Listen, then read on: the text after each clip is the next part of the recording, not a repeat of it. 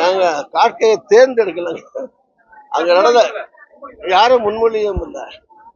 அது கூட்டத்துல முன்மொழிஞ்சு தேர்ந்தெடுத்து அப்படிலாம் நடக்கல. அங்க ஒரு 25-26 கட்சி கலந்துக்கிட்டாங்க. அதுல பல்வேறு கருத்துக்கள் பரிமாறப்பட்டது. இப்ப நான் அந்த கூட்டத்துக்குள்ள உள்ள இல்ல.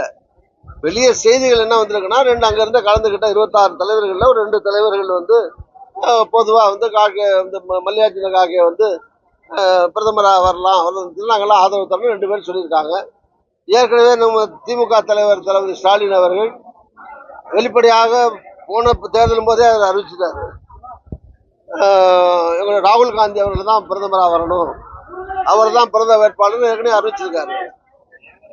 அது மாதிரி சில தலைவர்கள் வெளிப்படையாக அறிவிச்சிருக்காங்க.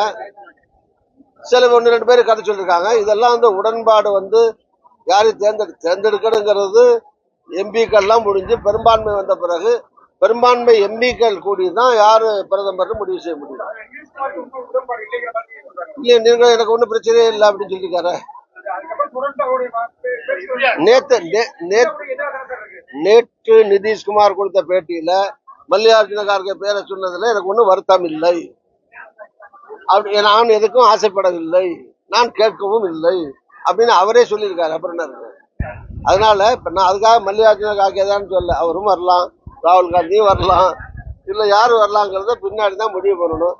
காங்கிரஸ் தொண்டர்கள் வந்து பொதுமக்கள் வந்து காங்கிரஸ் தலைவராக இருக்கிற ராகுல் காந்தி அவர்கள் அவர் தான் போனதே முன்னிலைப்படுத்தப்பட்டார். ராகுல் காந்தி வரத கார்கே ஒத்துக்குவாரு.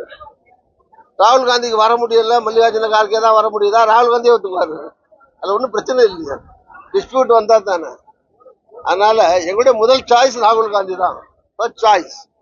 முடியலைன்னா அவரே சொல்லுவாரு, ஒன்றும் பிரச்சனை இல்லை.